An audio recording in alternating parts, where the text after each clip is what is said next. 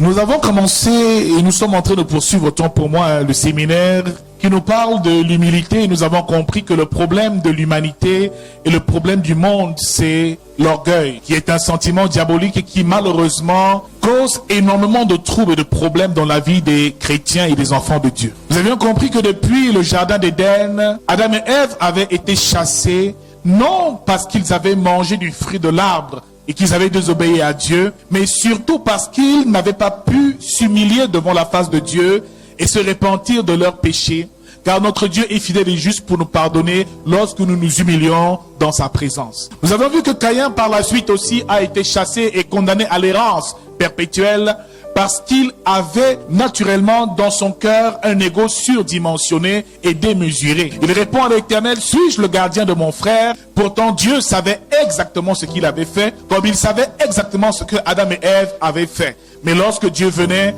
Dieu est venu en toute amour, naturellement parce qu'il aimait les hommes.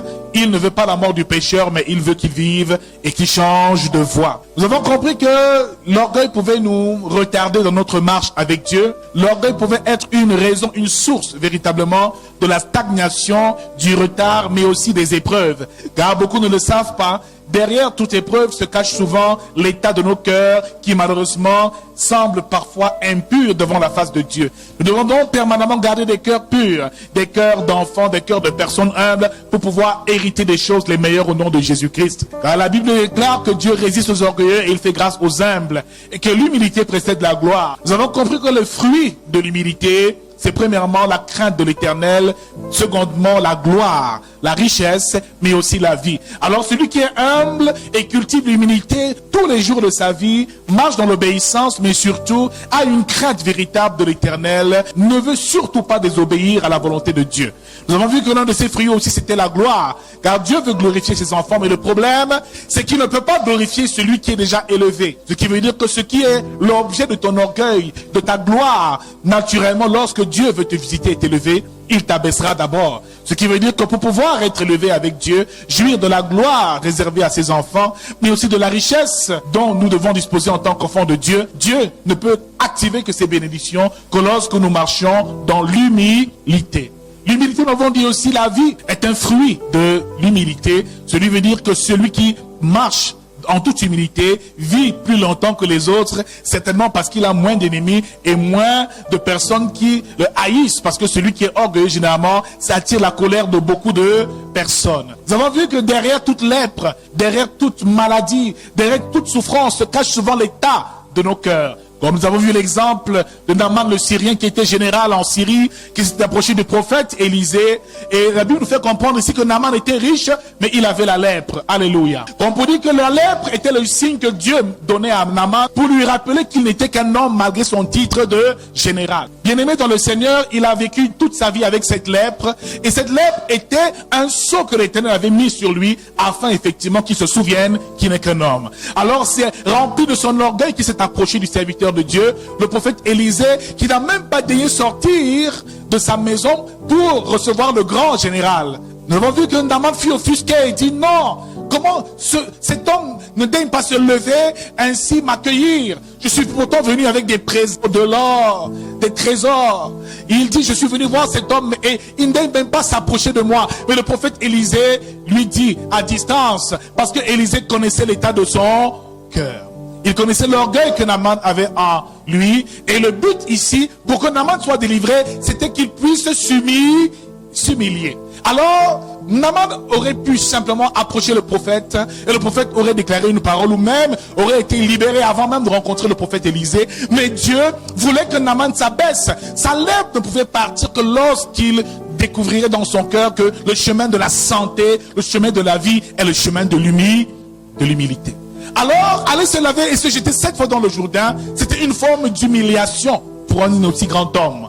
Tu ne daignes déjà pas m'accueillir, mais en plus tu me dis d'aller me jeter 7 fois. J'attends que tu te lèves et que tu me soignes comme je veux que tu me soignes. C'est pour ça que souvent les gens élevés ont des problèmes à s'abaisser. C'est pour ça que quelquefois ils ont des lèpres, des situations difficiles dans la vie qui malheureusement n'arrivent pas à se décanter à cause souvent de l'état de nos cœurs et de l'orgueil. Nous avons vu plein d'exemples bibliques qui, pareil à ces ces histoires, nous avons vu comment Sarah aussi était la femme d'un grand homme riche, Abraham. Mais la Bible déclare qu'elle était la femme d'un homme riche, mais elle était stérile. On peut dire aussi que la stérilité est un signe que Dieu a mis, un sceau qu'il a mis sur Sarah pour lui rappeler qu'elle n'est qu'une femme. Malgré la gloire d'un homme à qui Dieu a parlé, malgré la puissance, l'or et l'argent qu'elle détenait, car Abraham était un homme fort riche, Sarah peut-être torturait même ses esclaves. Mais auprès de Sarah, il y avait des esclaves et une Agar qui, bien heureusement, avait la capacité d'avoir des enfants et Sarah, malheureusement, n'en avait pas. Donc, derrière toute souffrance, derrière toute situation, il y a souvent aussi l'état de nos cœurs. Et nous avons vu le cas de Anne aussi, qui malheureusement a désiré et soupiré dans son cœur avoir un fils. Et nous avons vu ici que la souffrance de Anne, qui était la femme d'Elkana, c'était qu'elle était elle aussi stérile, elle désirait un enfant. Mais la source de son désir profond n'était pas d'avoir un enfant pour la gloire de Dieu, mais pour sa propre gloire. Peut-être pour davantage narguer sa coépouse, parce que la Bible déclare aussi que sa coépouse, Pénina, l'attristait profondément. Jusqu'au jour où elle découvre, non Seigneur, cet enfant même ne m'appartient pas. Je ne veux pas l'avoir pour me glorifier. Père, si tu me donnes un enfant, je ferai de lui ton serviteur. Ce qui veut dire qu'il y a souvent, quelquefois, des situations qui nous arrivent à cause de notre condition et de notre position. C'est pour ça que l'orgueil doit être traité en profondeur. C'est pour ça que tous les domaines de ta vie où tu ressens un certain orgueil, ou des domaines où tu as, comment on peut dire, un certain avantage sur les autres, tu dois te rassurer que l'orgueil n'agisse pas et ne soit pas une pierre d'achoppement pour ton élévation et pour ta gloire au nom de Jésus-Christ. Ce qui veut dire qu'à chaque fois que tu reçois quelque chose, la jeune sœur tout à l'heure a témoigné, elle dit j'ai eu mon baccalauréat, mais rassure-toi, il faut l'avoir, mais ne pas te glorifier ou alors ne pas t'enorgueillir. Parce qu'il y en a qui n'ont pas eu leur baccalauréat. Ce qui veut dire que ces personnes-là, tu ne dois pas avoir une haute estime de toi-même et les abaisser quand tu les rencontres. Tu dois rester humble parce que tu n'as pas le bac, parce que tu es trop forte et intelligente, mais parce que Dieu t'a accordé sa grâce. L'intelligence seule ne suffit pas pour avoir les choses. Alors celui qui travaille l'orgueil et qui brise davantage son orgueil et qui approfondit l'humilité qui est le chemin de tout serviteur, vit dans la gloire, la richesse et l'excellence au nom suprême de notre Seigneur Jésus-Christ. Le texte que nous allons lire ce matin est tiré du livre de 2 Samuel chapitre 12 à partir du verset 9. 2 Samuel chapitre 12 du verset 9 au verset 14. Je lis au nom de Jésus. Pourquoi donc as-tu méprisé la parole de l'Éternel en faisant ce qui est mal à ses yeux? Tu as frappé de l'épée Uri le Héthien. Tu as pris sa femme pour en faire ta femme et lui, tu l'as tué par l'épée des fils d'Amon. Maintenant l'épée ne s'éloignera jamais de ta maison parce que tu m'as méprisé et parce que tu as pris la femme d'Uri le Héthien pour en faire ta femme. Ainsi parle l'Éternel. Voici, je vais sortir de ta maison le malheur contre toi et je vais prendre sous tes yeux tes propres femmes pour les donner à un autre qui couchera avec elle à la vue de ce soleil. Car tu as agi en secret et moi je ferai cela en présence de tout Israël et à la face du soleil. David dit à Nathan, j'ai péché contre l'Éternel. Et Nathan dit à David, l'Éternel pardonne tout péché, tu ne mourras point. Mais parce que tu as fait blasphémer les ennemis de l'Éternel en commettant cette action, le fils qui t'est né mourra. Le livre de Samuel chapitre 12 nous parle d'une histoire que beaucoup d'entre nous connaissent. C'est l'histoire de ce soldat appelé Uri qui était soldat de l'armée d'Israël, qui était un serviteur du roi David, qui était au champ de bataille lorsqu'un jour David se leva de nuit et rencontra sa femme Bathsheba qui allait se baigner. Lorsque David vit sa femme, la Bible déclare que David a eu pour désir dans son cœur de la conquérir et de la posséder. Il est donc allé avec elle et la Bible nous fait comprendre qu'elle a trompé son mari Uri avec le roi David et à ce moment-là, la colère de l'Éternel s'est enflammée. La Bible nous fait comprendre que le prophète Samuel était déjà mort, mais ici Nathan qui était le prophète, un autre prophète était auprès de David pour le conduire, le guider et le soutenir. Nathan est donc venu auprès de David pour rappeler à David le désir de Dieu et le plan de Dieu, mais aussi lui parler de la sentence que Dieu allait déposer ou alors allait effectuer dans la vie de David. La Bible nous fait comprendre ici dans ce verset que nous avons lu que le prophète Samuel parle à David et lui dit, pourquoi donc as-tu méprisé la parole de l'Éternel en faisant ce qui est mal à ses yeux? Tu as frappé de l'épée Uri le Héthien et tu as mis sa femme. Tu as pris sa femme pour en faire ta femme. Et lui, tu l'as tué par l'épée des fils d'Amon. Bien-aimé dans le Seigneur, il rappela à David qu'il pouvait avoir toutes les femmes qu'il voulait dans le pays. Il rappelait à David qu'il a reçu de l'or, richesse, argent, gloire de la part de l'Éternel, comment vas-tu donc prendre la brebis d'un homme qui n'a qu'une seule brebis, toi ayant autant de brebis dans ton pâturage et dans ton troupeau? La Bible fait comprendre que David a tué un homme, Uri, et a pris sa femme. Bien aimé, cette femme est tombée enceinte et la Bible nous fait comprendre ici que la sentence de l'Éternel est tombée. Maintenant, l'épée ne s'éloignera jamais de ta maison, au verset 10, parce que tu m'as méprisé et parce que tu as pris la femme d'Uri, le Héthien, pour en faire ta femme. Bien aimé, nous avions bien dit ici que David avait des liens et nous avons compris depuis vendredi que les liens, quelquefois, peuvent nous rattraper. David aimait les femmes et la Bible nous fait comprendre ici que cette femme l'a séduite et malheureusement il n'a pas pu résister à cette tentation. Bien aimé, ici David a reçu la parole du prophète Nathan et à l'instant où Nathan a parlé à David et a annoncé le jugement de Dieu dans sa vie, lui fera comprendre que tu seras puni par l'Éternel, par l'épée. Toi aussi tu mourras comme Uri. La Bible déclare ici que David a reconnu au verset 13 qu'il a péché. La Bible déclare que l'instant où le prophète Nathan a parlé à David, David tout de suite a regretté profondément l'acte qu'il avait commis. La Bible déclare qu'il s'est prosterné devant l'Éternel et qu'il s'est mis à pleurer. Il s'est mis à pleurer. Et il dit, David dit à Nathan, j'ai péché contre l'Éternel. Et Nathan dit à David, l'Éternel pardonne ton péché, tu ne mourras point. Ce qui veut dire que la sentence était que David allait mourir, mais le seul fait que David se soit repenti sincèrement dans son cœur, Dieu a abrégé ou alors annulé cette sentence de mort. Le prophète Samuel lui dit, tu ne mourras pas. Mais parce que tu as fait blasphémer les ennemis de l'Éternel en commettant cette action, le fils qui t'est né mourra. Bien-aimé dans le Seigneur, c'est incroyable. Car Dieu peut effectivement pardonner les péchés. Donc Dieu pardonne les péchés et pardonne les fautes. Mais il peut pardonner ta faute, mais te punir quand même. Dis-le à quelqu'un, Dieu peut te pardonner, mais te punir quand même. Il peut te pardonner pour une faute. J'ai volé. Seigneur, pardonne-moi. Et tu le regrettes sincèrement, mais quand même tu vas en prison. Dieu peut te pardonner, mais permettre que la punition s'abatte dans ta vie. Tu peux commettre une erreur.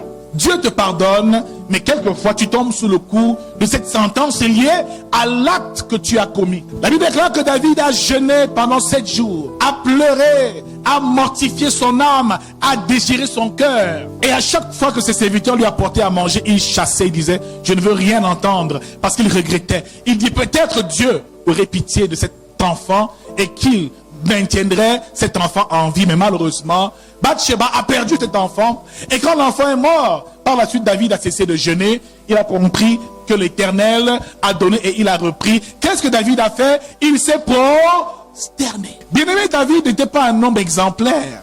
C'était un homme qui avait été oint par Dieu, mais il avait un péché dans sa vie qui le minait. Il aimait effectivement les femmes et il avait une faiblesse comme Samson en avait aussi auprès d'autres femmes étrangères. David était un homme qui remportait toutes les batailles, mais la qualité qu'il avait, c'était qu'il savait s'humilier devant la face de l'Éternel. Et c'est pour cela que Dieu l'appela David, l'homme selon mon cœur. Parce que David, au fond de lui, avait un cœur d'enfant, un cœur d'une personne qui sait permanemment s'humilier, s'abaisser devant la face de Dieu, qui sait regretter les actes qu'il pose, qui sait se repentir pour se réconcilier avec Dieu. Bien-aimés dans le Seigneur, le problème se trouve à ce niveau, c'est à notre capacité de nous abaisser et de reconnaître nos erreurs auprès de l'Éternel. Dans 1 Roi chapitre 21 au verset 27, après avoir entendu les paroles d'Élie, Achab, le roi d'Israël, déchira ses vêtements. Il mit un sac sur son corps et il jeûna. Il couchait avec ce sac et il marchait lentement. Et la Bible déclare au verset 29 que l'Éternel parla. Parce qu'il s'est humilié devant moi, je ne ferai pas venir le malheur pendant sa vie. Ce sera pendant la vie de son fils que je ferai venir le malheur. Ce qui veut dire que Dieu a pardonné au roi Achab, qui était le mari de Jézabel,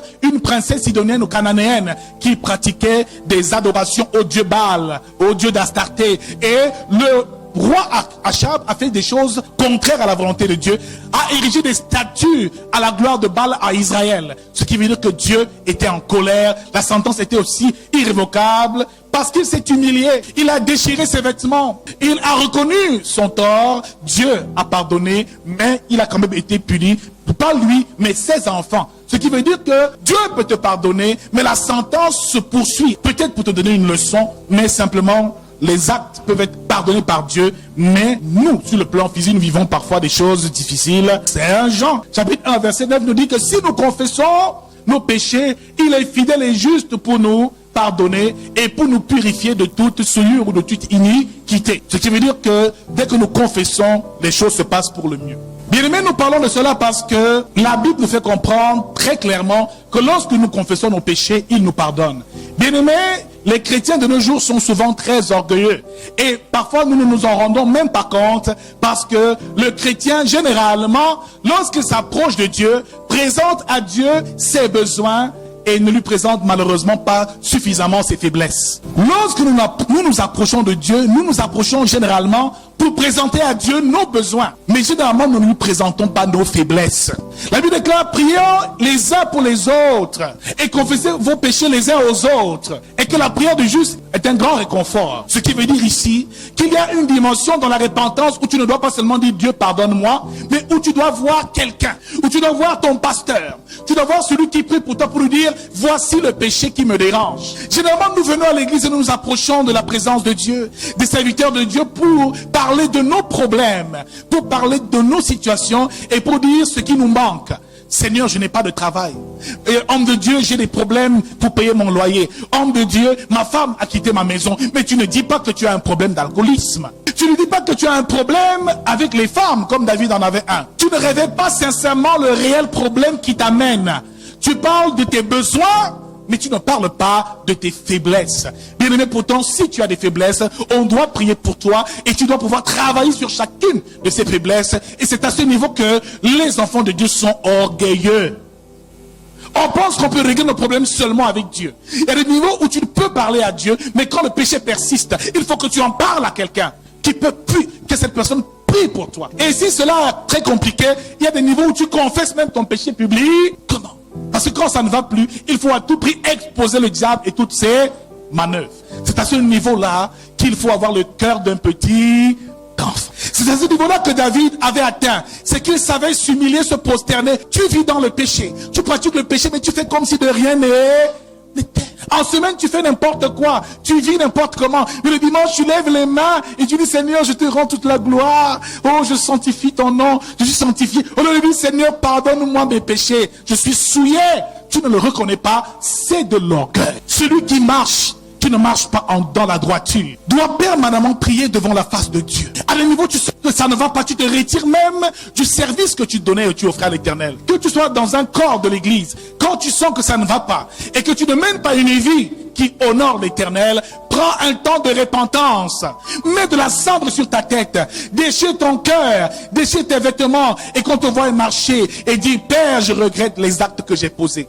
Je regrette les actes que j'ai posés. Père, je me répands. Beaucoup vont aux eaux de baptême sans s'être réellement repentis de leur vieille et leur ancienne vie. Et c'est pour ça que malheureusement, ils retombent encore dans leur péché. Car avant de recevoir le baptême et d'accepter Jésus-Christ, il faut d'abord régner les dieux étrangers. Il faut maudire et mépriser le péché qu'on pratiquait. Il faut avoir cette haine dans son cœur et ce désir de faire la volonté de Dieu. Sinon, sans une repentance sincère, ta nouvelle naissance peut être malheureusement bâclée. Il faut donc pouvoir confesser. Atteindre des niveaux où tu ne confesses pas seulement devant Dieu, mais devant les hommes. Mais où tu vas même demander pardon aux gens que tu as offensés. Car ce n'est pas Dieu que tu offenses. Si, mais tu offenses d'abord une personne. Un homme qui prie, Seigneur, pardonne-moi, j'ai mal parlé à ma femme. Et Dieu va dire, oui, j'ai accepté. Elle va dire à ta femme, ma femme, excuse-moi. C'est encore plus important de confesser. C'est un signe d'humilité.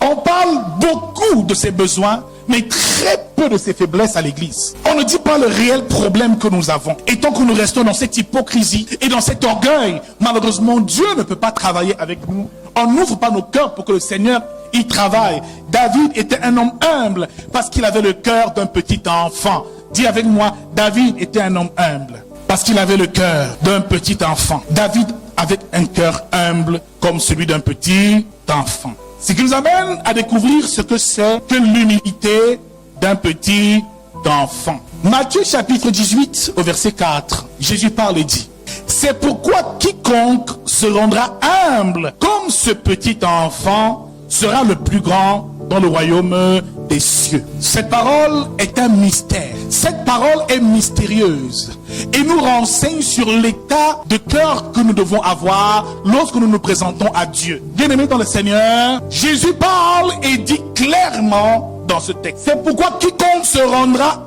humble comme ce petit enfant sera le plus grand dans le royaume des cieux. Ce qui veut dire que pour obtenir de Dieu, il faut développer l'humilité d'un petit enfant. Beaucoup ne reçoivent pas des bénédictions parce qu'ils n'ont pas développé l'humilité d'un petit enfant. Beaucoup ne grandissent pas sur le plan spirituel, sur le plan professionnel, sur le plan matériel, parce qu'ils n'ont pas développé l'humilité d'un petit enfant et le caractère et l'état de cœur que doit avoir un petit enfant. Ici, pour comprendre le mystère de l'humilité d'un petit enfant, il faut que tu comprennes que l'humilité d'un petit enfant, avoir l'humilité d'un petit enfant te donne accès à un certain niveau d'élévation spirituelle. Et nous comprenons très bien de quoi il est question ici. Pour entrer en profondeur et comprendre comment est-ce que fonctionne un petit enfant, il faut comprendre le caractère que Dieu désire et comment un petit enfant se comporte. Et la première caractéristique d'un petit enfant, pas d'un enfant, mais d'un petit enfant, numéro 1,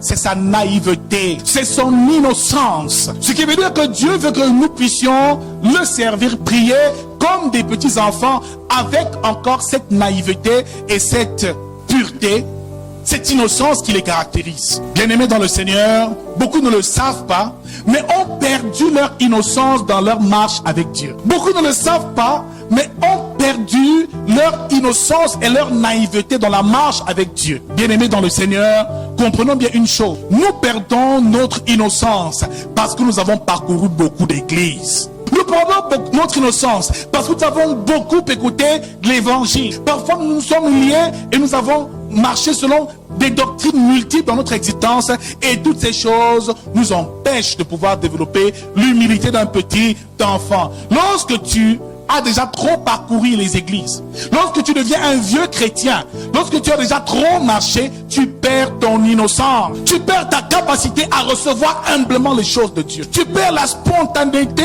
et l'amour, le zèle des premiers jours, tu perds ce premier amour que tu reçois lorsque tu reçois nouvellement la parole de Dieu. Tout chrétien doit toujours être surpris lorsqu'il reçoit la parole de Dieu.